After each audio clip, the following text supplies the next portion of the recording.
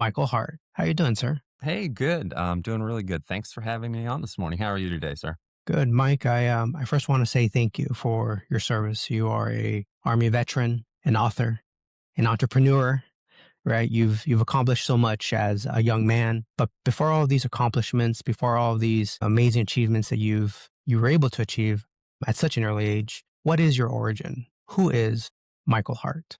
That's a great question. And I really appreciate that. Michael Hart. Yeah, so I am in a second phase of my life. I've been a retired Army officer. I was a major and traveled the world and seen and experienced quite a bit. I grew up in Illinois, pretty grounded in a middle class environment.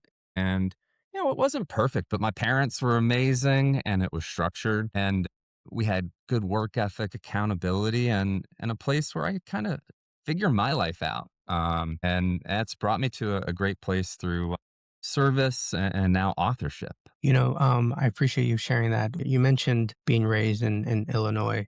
How did that how did that shape you with just your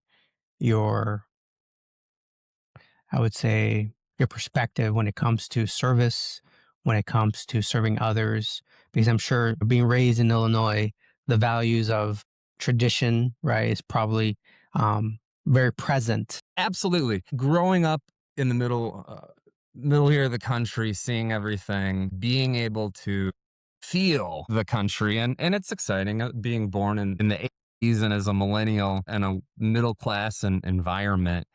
We really had all of these opportunities, and Illinois it's in the middle of everywhere.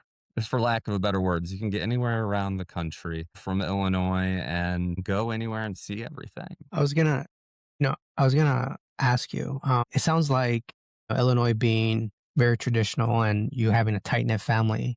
Did you have any family members who joined the military before you did? Did you have any influence?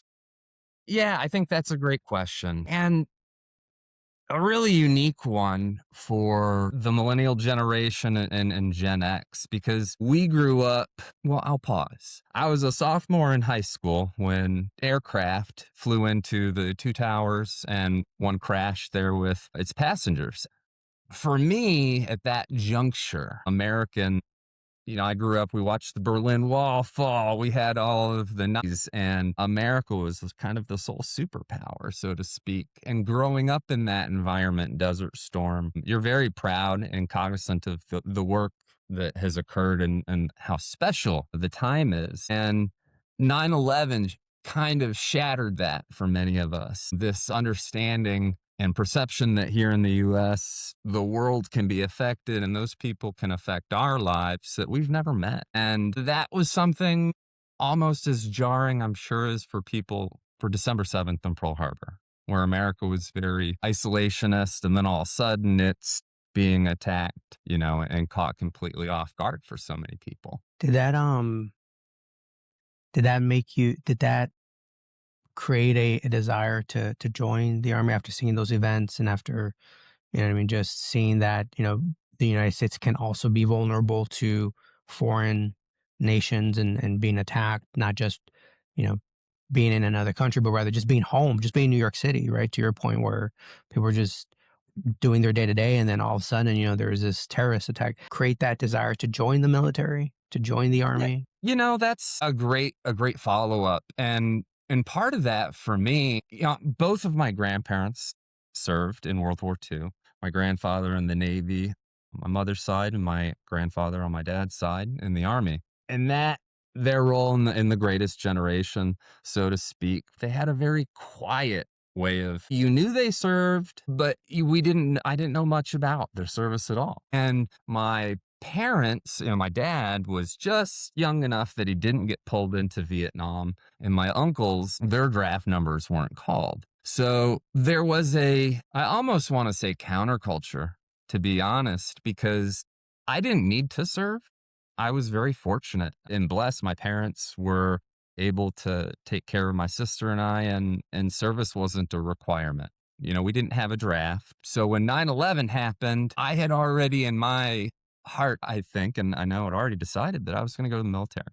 and I'd wanted to do this. And it was almost a little chip on my shoulder, like I can do this. And sure, America, we don't need to have soldiers and sailors and Marines in uniform, but it was giving back and I'm still gonna do this, even though I don't have to. So, in a sense, when 9/11 occurred, it was man, this is gonna be the lack of a better, at the time, the war for my generation. So the events kind of came together versus 9/11 and those events setting off for me a desire, more so a continued desire to serve and do it right in the face of this new world that we all found ourselves in post 9/11.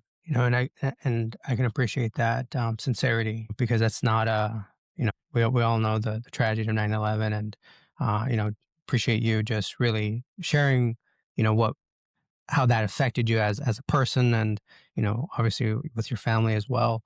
A follow-up to that question is, obviously, you see the tragedy, you feel obviously the need, the desire to help your country out. What made you decide to choose, because with that desire, right, you have so many options when it comes to military branches. what what made you select army versus another branch? That's a great question. And so at the time, the options to me were the Army, Navy, Coast Guard, and the Air Force, and of course the Marine Corps. Love them.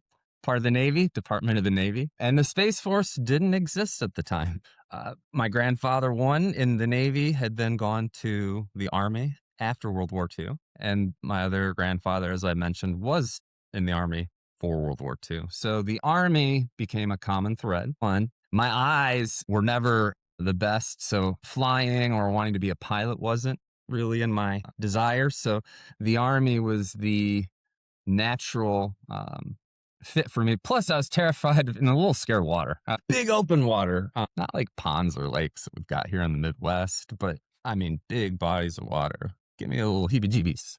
And just curious, what was that conversation like before you actually went and you enlisted? Because you had mentioned that, and again, this is, but what love about America is there's opportunities, right, for each generation, right? One generation might be a working class, next generation might be a little better, middle class, upper middle class, and Yeah, so on and so forth. So, with you being in that generation of your family lineage, where perhaps to your point, right, you didn't have to enlist because you probably had other better opportunities.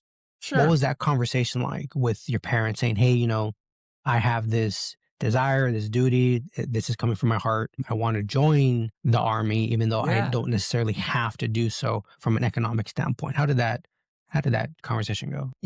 That conversation's really special and it's unique. When the military came and they said, "Hey, Michael, you're rocking, you're doing the things. We wanna bring you in, offer your scholarship, full ride this, and get an obligation." And my parents, kind of sat me down and they just reiterated, "Hey, son, we love you, and we respect your decisions, and you're going to college, and you know." Whether you're taking on that debt or taking on, that raising your right hand, you're making that trade. And my parents, again, lovingly offered me, they wanted to make sure I had the opportunities, but I was taking these opportunities as a choice when it didn't have to be. And that really was just such a gift and something to be thankful for. And also look at where they had been able to get that from their parents. That I'll say luxury to share that gift. You mentioned a couple things that I think a lot of leaders, um, and great leaders have, which is a support system. You had and have an excellent support system, a strong family tie unit. And I think sometimes that gets overlooked where, leadership isn't necessarily because one person was strong enough to do it all. It's a whole village, it's a whole unit, it's a whole team. It's being raised by strong influencers, whether that's parents, aunts, siblings, right? And so I Absolutely. We've never done it alone. and so I can appreciate you just being transparent that you did have a strong backing, right? And then not just your parents, but even your grandparents, right? Where to your point, they just served and they kind of kept it to themselves, right? They weren't maybe the right word isn't bragging or anything, but rather they showed up. they did their service, right, and then they moved on. Which, to be quite honest with you, that's kind of a lost art where, Yeah. sometimes just showing up and doing the work and then that being good enough versus kind of broadcasting, look at all the great things I did. That's kind of a missed thing, right? It is a little bit of a lost art, doing what you have to do. One, not because you're being forced to do it, but doing it because that's the right thing to do. And those are the things that keep you going and alive. You set up a series of targets and you pursue those. Going back to your early days when you enlisted, what surprised you of the military?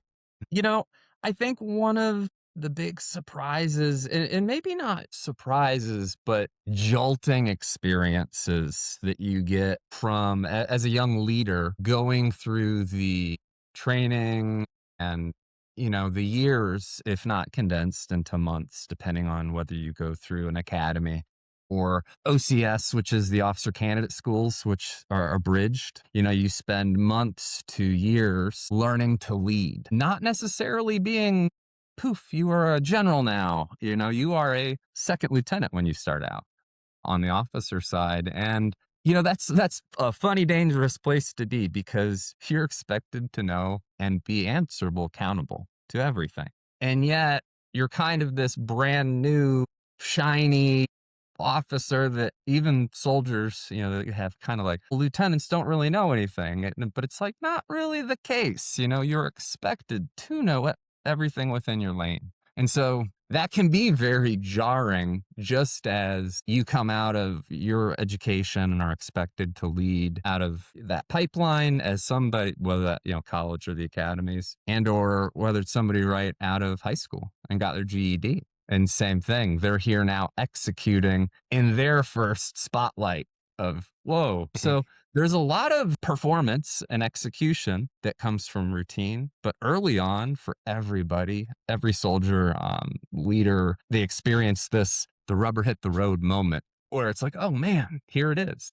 It's no longer rehearsal. It's real. What was the most from the moment you enlisted till right before you became an officer? What was the most challenging thing that you had faced during that time window, that time space? You know, I think that we make a lot of decisions that that's a really great. That's a really great question, and I think part of answering that is knowing that there's uncertainty in life, and especially when we're young, in charting a course, making decisions on going into service and how that service would look. You pick and decide a little bit of what kind of branch. Do you want to go infantry? Do you want to go aviation?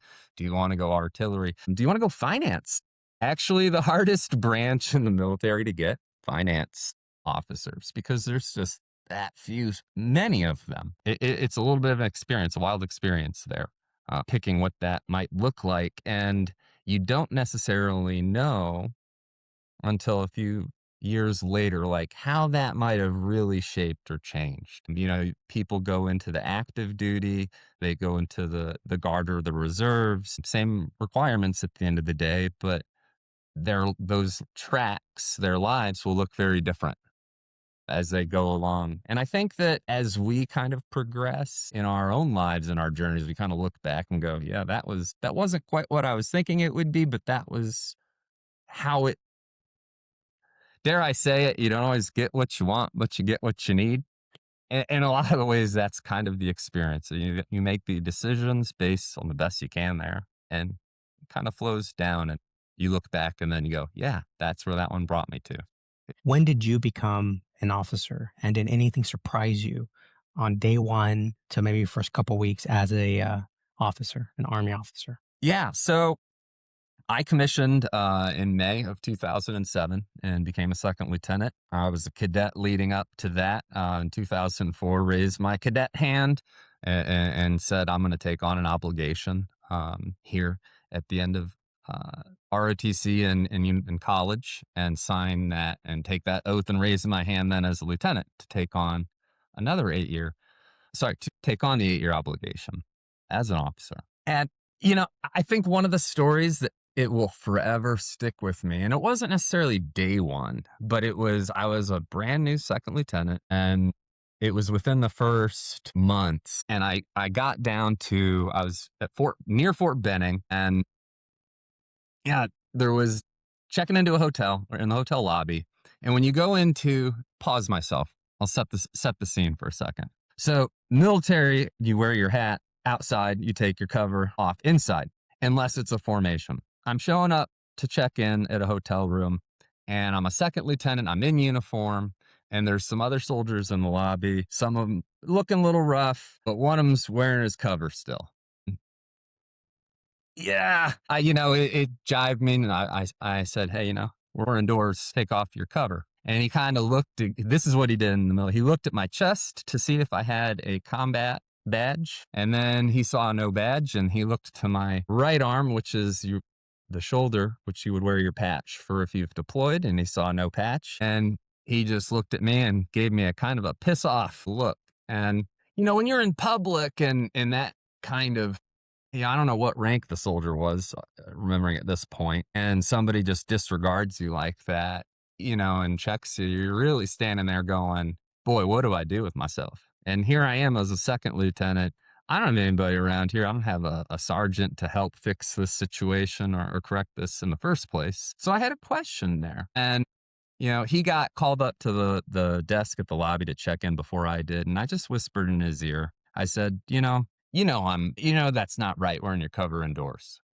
Whatever you want to say to me, just, say that to. Don't be like that when you get to your unit. You're gonna learn really quick, and that was really all I could say or do. Not make a scene and let them know, hey, you know the standard. I know the standard. Let's do this right in the future, and that's a very subtle thing. You just kind of walk away. But there's all sorts of things like that. When you're a brand new officer, a second lieutenant, people are looking at your chest, they're looking at your shoulder, they're seeing if you've got experience, they're testing you and pushing you. And it really forces you to have to use your mind and your brain and not just act on things, but be smart about the way you do things. I can appreciate you sharing that because I think that experience alone is one of the most universal experiences that a new leader faces, whether it's in the military branches, whether it's in the civilian life for a private company, government company. And myself being a people manager, where I currently work at, same situation where first day, first week there, to your point, right? And by the way, I can just appreciate your artistic vocabulary built, just creating the image of walking into the hotel, seeing the gentleman that had the hat on, refused to take off the hat, validating, okay, if I say something to this to you, will I get in trouble? And so he was trying to validate authority, right? Does he have the proper badge, the proper credential? If not, then go, I'm gonna be my Yeah, quote myself, right? And the same can apply across just about any type of leadership role where you could be the new person, right? The new department head, the new whatever. And someone can easily look at you and determine, oh, you know what? That person's actually the youngest person in that whole department. What does he know? I'm 10 plus years older than that person. Or it could be, oh, you know what? That person doesn't look as experienced. He or she's wearing, not the appropriate uniform, absolutely. right? And that right there, though, plants really your narrative moving forward as the leader, where they're going to see you and they're going to say, okay, how is he going to respond day one with really it's a disrespect, right? It's kind of a test. And I think you handled it with such class where, to be honest with you, being men, when we get challenged, especially in person, it's just primitive, right? And we get that testosterone flowing. But the fact that you're able to really strategically control yourself and just know that, you know what, the best thing to do is just be civil, approach him with respect, with hopes that he will understand that, you know what, respect is given, respect is received. And so I think you handled that very well with class. And I think that can really be taught and really applied to any type of leadership role. No, I really appreciate that. And yeah, that was one that will stick with me forever. Do you know what happened to that person? I don't, but I do wonder. And in appreciating the situation, Fort Benning, and it is an installation. It's really the home for the military's tip of the spear. It's 3rd Infantry. We've got airborne. We've got Rangers there. We've got everybody. And this soldier amongst that group, I'm pretty sure they'd just gone through some really high speed, lack of sleep and training. And I think I caught him and we caught each other on just that wrong day and moment in time. And honestly, I hope for good things that happened for him. And I expect good things did from knowing where he was and the training he was doing. Well, and again, I think that just shows your character. And also, you just mentioned something important too. You and that person, even those two opposing sides, at the end of the day, both human beings, right?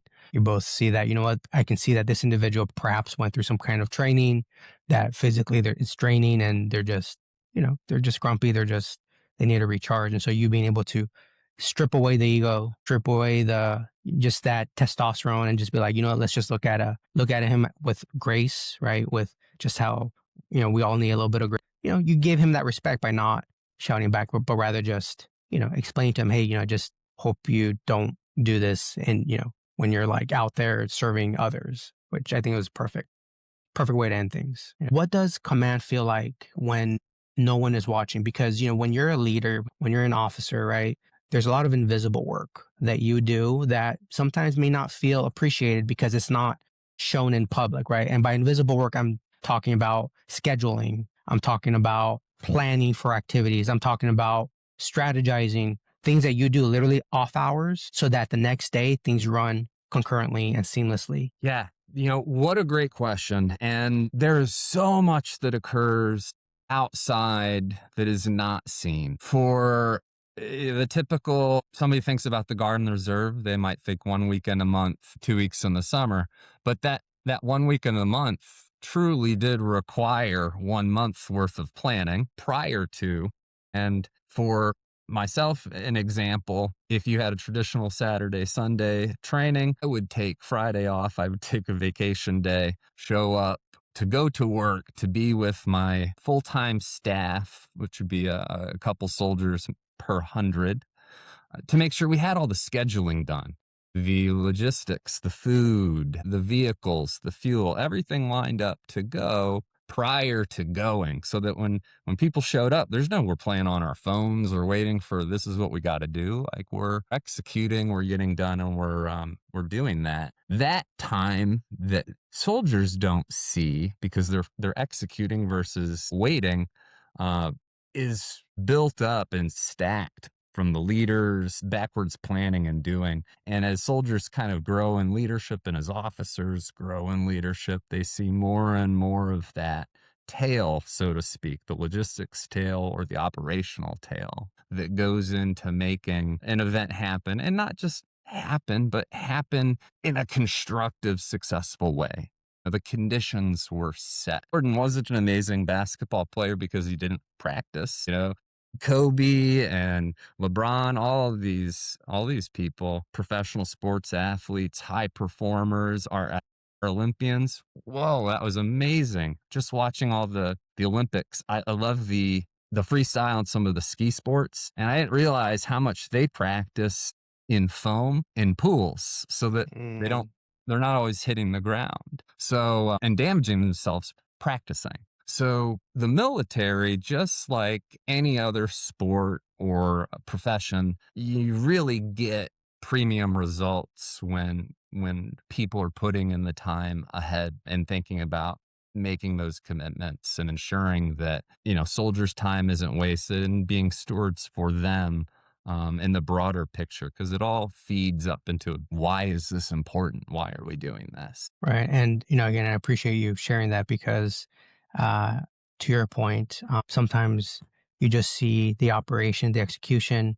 And if you aren't aware of the invisible work behind the coordination, the execution, person that's not in it will just think, oh, that just happens easily, right? It doesn't require Yeah. so much effort. And I believe a lot of newer leaders, especially, the younger generation, and by leaders, I'm talking about anything and everything from military to civilian to just volunteer work to being a leader within your friend group, whatever, right? Absolutely. Leader is definitely, it's not just a formal thing. You're a leader by default. Everybody around you looking at you. Absolutely. And I think when someone thinks of leader, sometimes they might not, sometimes they might overestimate that word, because that word leader means a lot. It's a lot of work, a lot of invisible work. It's a lot of heaviness. It's loneliness, because when you're a leader, you care so much about the people that report under you or just are associated with you. Sometimes you're like, well, no one's really thinking about me, but you know what I mean? So there's a lot of things involved in being a leader that unless you've done it for a minute, you don't realize the exchanges that you're doing, the transactions you're doing, the sacrifices you're doing to be a leader versus, you know, a follower, for And example. it gets to be very lonely at the top. That was something I think back in our discussion, we had briefly talked about. What does that feel like as an officer, as also a leader? Because you don't start out, we're in the military is that second lieutenant, first lieutenant, and then you become a commander generally at that senior first lieutenant, or as a captain at that first opportunity to be leading a chunk of soldiers. And it can be difficult, even like you said, within friend groups, because at the end of the day, if you have 100 soldiers and you have your leaders, you need to be able to treat all your soldiers identically, and treating soldiers identically and to the best of your abilities. You know, you've set a command climate and an environment to do that. You don't have relationships, friendships, events, or opportunities that could compromise your ability to formally issue orders or to be unbiased when working with groups. Your soldiers, it's not necessarily good enough to be doing it right. The soldiers need to feel that you're doing it right and understand that you're doing it right too. So having that transparency is also very challenging. And in doing that, you kind of have to put yourself alone. That being said, the military is I kind of joke, it's not always the hardest thing, because as an officer, they give you an NCO, a non-commissioned officer, a sergeant of equal development in their own wage growth. So as a second lieutenant, you get a platoon sergeant. As a company commander, you get a first sergeant, and then you go up and you get sergeant majors. So you always have a battle buddy, even as an officer. But even there, you know, you're getting tested. There's varieties of leaders and sergeants. But in theory, yeah, you're doing it alone in the sense for everybody equally, and preserving and preventing yourself from being compromised and able to do that, if I'm capturing that right. 100% agree. And I appreciate you sharing the army perspective, because to your point, right? If you don't treat each person that's under you equally, well, when you're doing a mission, when you're out in the battlefield, you know, there, there can things can happen. Things can Yeah, definitely happen if they don't. If not everyone feels the same level of respect and treatment, maybe special treatment might cause someone to feel jealousy or something, and yeah. that in itself can jeopardize whatever mission you're, Sure. you know. I mean, the reality here, and I could be really blunt and kind of cold. The global war on terror here in Iraq, dare I say, we were looking for WMDs, chemical, biological, nuclear material, CBRN. And if you are a unit, for example, on the battlefield, 100 soldier, you possibly are in an environment that's contaminated. You're all wearing your containment suits, just like you'd see in the movies. Everybody shows up in their bubble suits. But here we're all in our bubble suits, if you can imagine that in this scenario. And the radio, you pick it up and it's the colonel, and he's saying, "Hey, I'm about to roll in the battalion here and 500 more soldiers. Is that area non contaminated?" And the answer is, do I have a test kit, test strips to be able to say yes or no? And if the answer is I don't have the test kit, I'm going to have to literally on that radio, I know who the least mission critical soldier is. So I'm saying that properly, not somebody that I don't believe is they're a human being here. But the truth is, I have my least mission critical soldier. I have to have them come near me, and I have to have them remove their mask. And I have to watch and see what happens to this soldier to be able to talk on the radio to my boss, the colonel, who's about to bring 500 more soldiers into this environment. And the answer to that question is that soldier, you know, it's not personal. They could be that person that I was most friends with or friendly with, but that kind of reality in the profession exists that at the end of the day, the military is a very life and death, A, B, and C. And that's a hard place to be when you're a brand new officer going, oh man, these soldiers are supposed to love me, follow me. And also the reality is I might have to be called to have one of them take off a mask in a chemical environment. And I can appreciate you being transparent. I know that's heavy. And so I thank you for sharing that. And I think that is, wow, that's, Yeah. That's somebody's son, daughter, husband, wife, and that's part of the realities of warfare and responsibility in the military. And it can be very, very, very deep sometimes and hard. if you don't mind me asking, how did that moment change you, if at all? Well, fortunately, that moment never occurred for me. I never had to have a soldier pull off, in an environment. However, if you're not prepared to answer some of these questions, I'm not trying to say to the leaders out there that doesn't make you ready, but these are some of the questions that our leaders do face and grapple with in these environments that are 100% playing to win. There's no take backs. No do it again. Appreciate that. Appreciate the sincerity and the transparency because, to your point, that is someone's life. That is someone's child, parent, sibling, whatever. You know what I mean? That's a human. I think this is such an important conversation because you're able to not just discuss what, from a holistic view, how operation processes are, you're also describing the human element to it, right? Where war isn't, you know, Hollywood will glorify war, right? Where it's only the good guy that shoots and all his squad survives. And to your point, sometimes someone has to take off that mask to for the greater good. I won't beat Hollywood up necessarily either. Hollywood is a really honest, in many ways, broker. If we understand what they're showing us and they've represented in ways through art, through business, different experiences that Americans have had in war, and Hollywood's been there.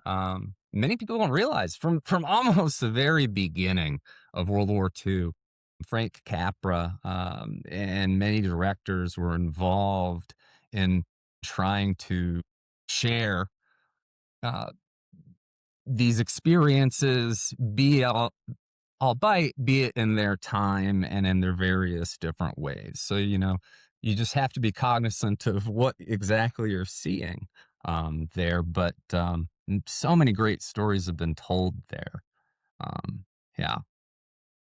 I don't know if it's World War One, World War Two. Weren't they showing footage of the actual war, like in Europe, weren't and then putting it in the theaters? What? Yeah, they absolutely were. There is film back to World War One, very limited black and white, but I mean, Charlie Chaplin was a real thing. Hollywood was becoming established, but you nailed it. Americans, for the first time before their movies on Friday or for their nickel and dime, they were getting newsreels before, and they were getting footage and information of what was coming off the battlefield. Sometimes delayed, but very brutal. There's a classic photograph of 3 U.S. service members killed in action on a beach in New Guinea on Buna. Buna, Buna Beach. And this photo was published on the front cover in Time magazine. And I may be wrong here on the date, so it was 44 or 43. And the photo was taken in December of 42 during the campaign. It took a request from an approval from the president, from Franklin Roosevelt, to publish said photo because it was the first time Americans were actually going to see American war dead in their media. And so that was a pivotal moment, that the administration was really trying to help Americans understand what they were paying for and the costs. But it took that all the way up to the president to approve that release of that photograph. Shift forward gears a little bit. Vietnam took it to the next step. there was Walter Cronkite there in the front line, and a lot of these war correspondents, which was a new term, growing thing, covering this war being very popular. And I don't know what popular, but early on Vietnam versus later on, there was a very different public national will and a change. So what America was witnessing, though, was an unadulterated live feed relative of hundreds of soldiers coming home in the media. And then at the same time, they were hearing General Westmoreland and Johnson telling them that we were winning the war. But it doesn't look like winning the war when you're seeing body bags coming home in the media. And the United States military hadn't quite gotten this PAO, public affairs bit down yet. And again, not to say that public affairs, it's not a bad thing, but being able to translate what is occurring to the public and what's going on overseas has not been an easy thing. It's a very delicate thing and something that frankly they've gotten much better at doing, and that's honoring our warfighters while telling honest truths about what is going on that these warfighters are there for. Your history knowledge is just fascinating, and I can see um, why you went from military to now being an author to so many books, right? I mean, I just hear the knowledge. What made you want to write National Treasure or Trash? I've really enjoyed the ability to be honest and get people to understand just another depth, just another layer. I had a friend who was reading it, a colleague, and he goes, "Yeah, I started reading it, but I just keep going to the internet and checking and going different things and going down rabbit holes." And boy, he's loving that and enjoying that. And that's part of this journey, is sharing with people our history in parts that they already realize and know. And then there's parts that they didn't necessarily like. That makes sense. I get it now. There was a great example in Forrest Gump. Forrest Gump's aptitude is shown early on. We have, this is where your son is, Mrs. Gump, and he's below this. And so they showed us and gave us where is Forrest Gump's mental aptitude. And then at the end of high school, Forrest Gump graduates and an Army recruiter says, "Son, do you know what you might want to do?" And he enlists and joins into Vietnam. The show you versus what just got missed was uh, the draft of soldiers that were below and what we would call today technically retarded. And I don't use that negatively. So this project, McNamara's 100,000, drafted soldiers that were below the standard aptitude to identify and figure out how would these soldiers perform in combat. And it's one of those things you go, you have got to be kidding me that we did that. And the really sad truth is, yes, we did. When the big system, why did we do that? The big system, the bigger picture, we were fighting the Cold War with Russia and we were drafting people, and you only draft to a certain set of standards. But then the question becomes like, well, what happens if we run out of our varsity team? Send in the JV. Well, we don't have a JV team now. The cold reality of the machine, of the system, of the institution, is it gave it an opportunity in Vietnam to test what happens when the varsity and the JV teams have been used. And that was a horrific, for humanity, example of the system and people in that system testing that. And Forrest Gump gave us this 1990s beautiful, showed us something, but it wasn't actually what had occurred. He wasn't drafted. He was enlisted, volunteered, and part of a horrific project that occurred. Just that example, just wow, just so much information there. I did want to ask you a personal question, and I'm sure this question, I'm sure there's probably sprinkles of answers within the book that you've. Ultimately, in your opinion, what is the truth about war? For example, modern war, is it a combination of business and true national security?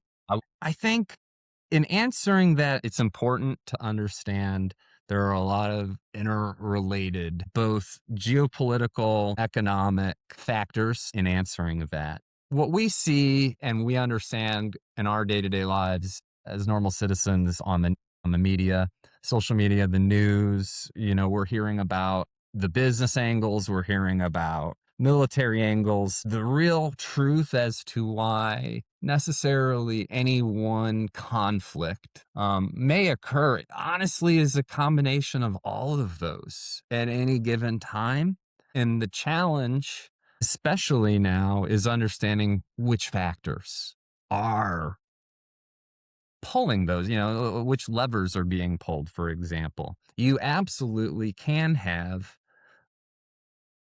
political factors that play into military action, the military action being an extension of modern politics or diplomacy. Military actions, are due to a foreign actor or responding to an event. You absolutely have those, you know, on 9/11, we had Al Qaeda flying aircraft into buildings. The United States took a response against Al Qaeda in Afghanistan, which was being run at the time by the Taliban, which had allowed Al Qaeda to operate within both Afghanistan and Pakistan. So, at that time, we had to go after a non state entity operating in multi states. So, you can have national security.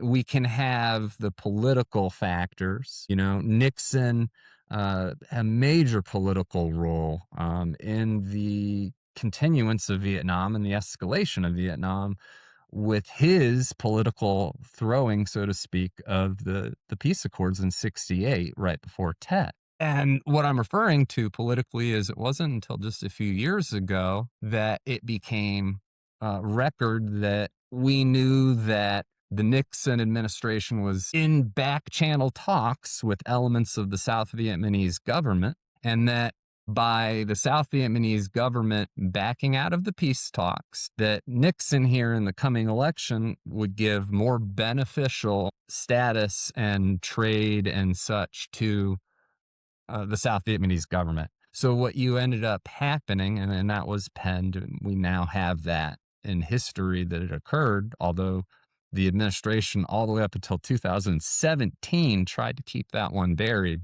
where that comes out as a fact for us. But I mean, that plays into immediately the Tet Offensive, which exploded on our media with the Vietnamese attacking all over the country at one point in time. And we had then 3 more years of warfare, and 35,000 American soldiers died after that, plus the millions of Cambodians and Laotians as a second spillover effect of that political decision there. So you can have that military kind of that political reasonings that drive. And I think at the end, when we come back to what is driving current conflict, I would pose the question that much of our current conflicts are continuations of business, economically or geopolitically unfinished, for various groups living in those areas. It may feel finished for us, but it wasn't finished in reality in that part of the world in a way that would work. One extra challenge here, and for those analysts and for those of us that are trying to stay informed and ahead of the game, it's important to also realize that there is intelligence out there that as civilians, we don't get access to. And we do have to put trust and faith in our government, in our information intelligence community, and in our politicians to be stewards of that information and making those decisions. And to your point, it can be very challenging in the moment to be able to ask the right questions of the scenarios and of our elected officials to be good stewards of both our sons and daughters and for this country around the world in those things. And so sometimes we know very quickly why things occur, or we have an idea of why they occur. It's easy to say 9/11. and go. It's harder to pinpoint and understand how did, say, the American funding and supplying of France and the other European countries post World War II and helping them stand back up, really stand up a future war in Indochina. And so you had an unintended consequence there. So it a little bit comes back to time and having some honest looks back to see what was going on in that specific scenario, campaign, theater, or conflict. I can appreciate that, Mike. All that information really shows how complicated the world is, right? Just like an individual, right? You can have a person that is, born as a good person, but there's factors that influences an individual's decision, let alone a nation filled with millions, billions of individuals. And so just all those minds that are considering so many factors, I think that question of what is the truth about war, it's complicated. It's a complicated response, really. But I appreciate you sharing all that information.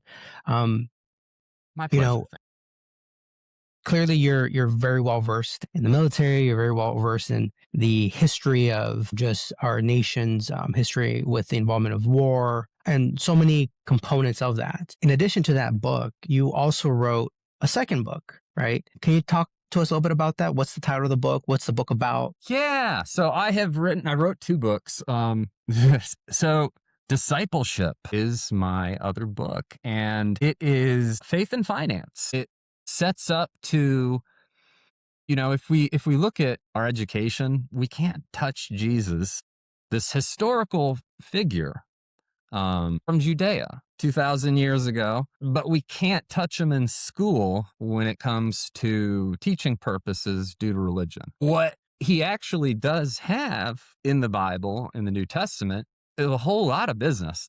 There's a lot of business in the Bible, but it can't get talked about in school. And that business in the Bible is talked about in church, and we hear it through parables and psalms and throughout, our religious lives. But our churches, by function and design, want us to kind of tithe our resources being very, our money, pass it into the bucket. And that is not a bad thing. It's by design there to keep the pipeline and maximize the resources to the organization to then disperse those down. So I kind of grew up being a fiscally responsible steward as well of those resources. Growing up with that background, but then also as a millennial, we've got technology and the .com and these amazing, Warren Buffett and these people, Jim Cramer and TV and there's so much out there, but there was this gap. Like, well, why aren't we talking about the church will have, the sacraments. You can be born, baptized, communion, rites, but they never talk about how to take care and fund these things. So that's kind of where I step in. I don't necessarily push anything new because the Bible has it all. I can relate, and I do bring our contemporary fiscal leaders that, again, Warren Buffett, Ramsey Kiyosaki, a little bit about Bogle, and talk about some of these names that anybody looking to think about finance may be familiar with or have heard them.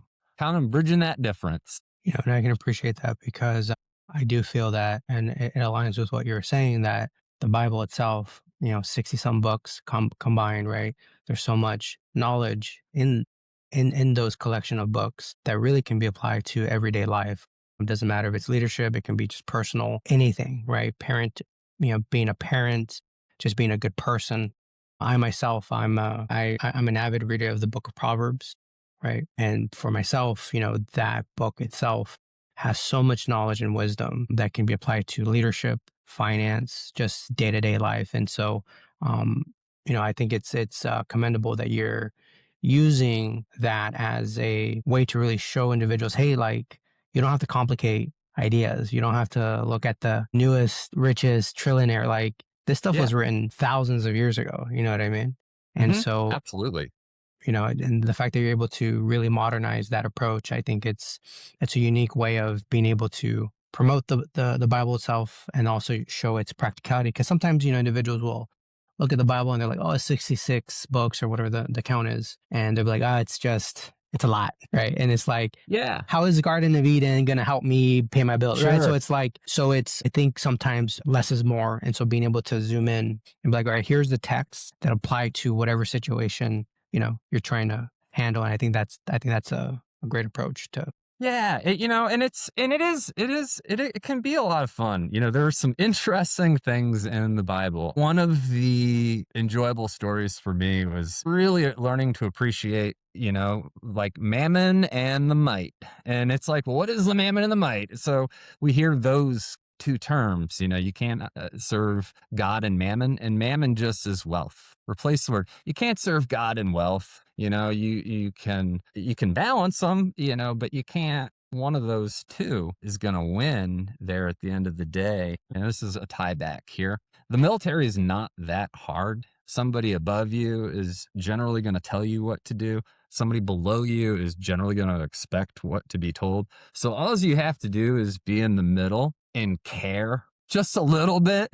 Like the beautiful thing about the Bible, and especially the New Testament and the parables, is we do get some of these great lessons. Again, the mammon and the mite. Mammon being wealth, and that you can't put wealth on the same platform as God. And the other being the mite, which is half of a penny.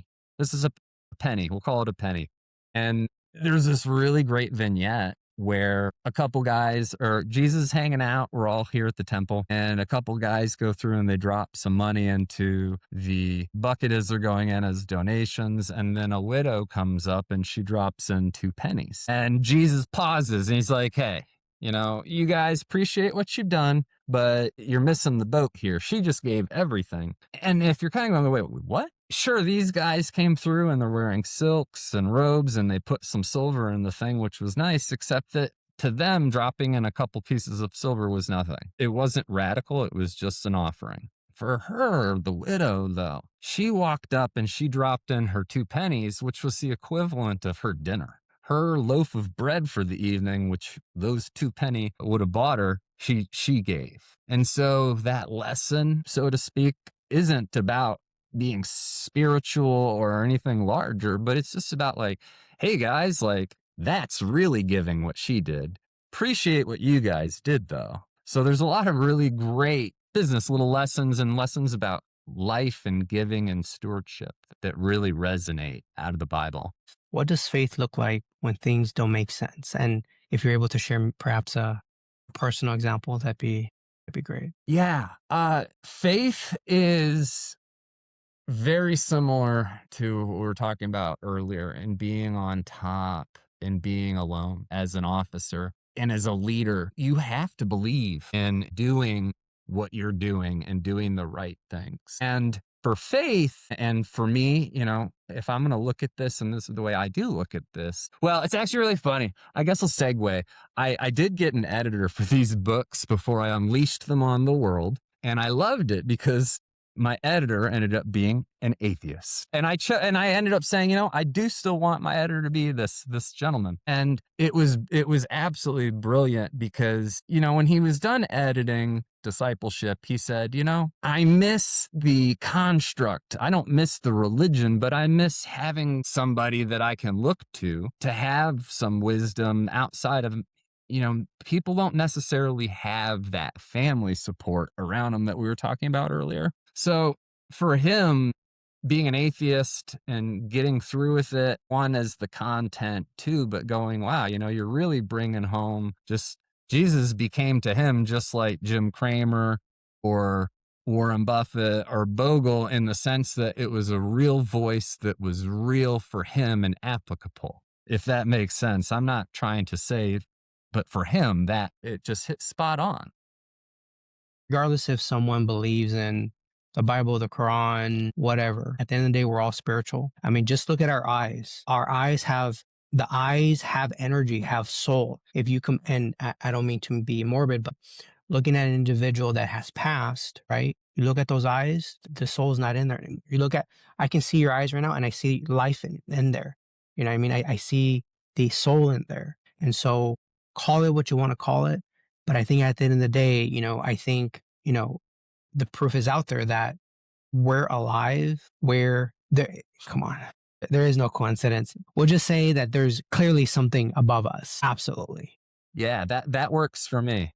Absolutely. And, Michael, with all that said, I do have one last question for you, if you don't mind me asking. What advice would you share with young adults considering enlisting in the military? Yeah, that is a great question. And I think it's one that I happily would say, to every person considering service, whether that's one, understand that when somebody is raising their right hand and they're taking that oath, whether they end up going into a combat zone or not, they have raised their right hand, taken an oath, and they have given something of themselves in that very moment already, whether they realize it or not. And that is a gift. And there are a lot of opportunities through enlistment, through service, be that intrinsic or extrinsic. I value and I'm so thankful for the abilities for people to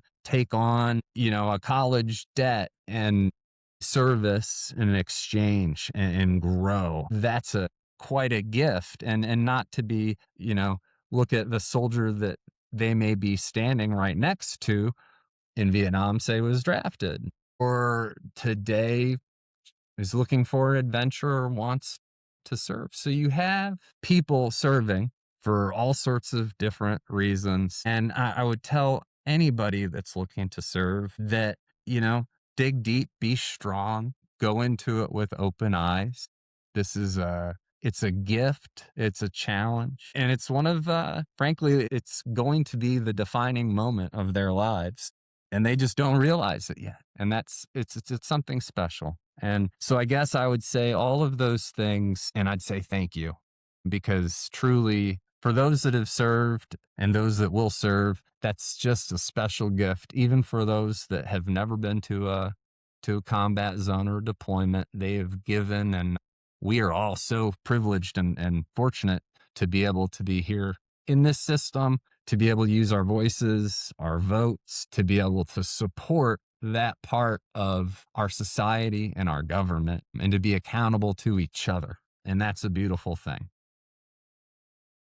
Michael Hart, it's been a pleasure. Thank you for joining us.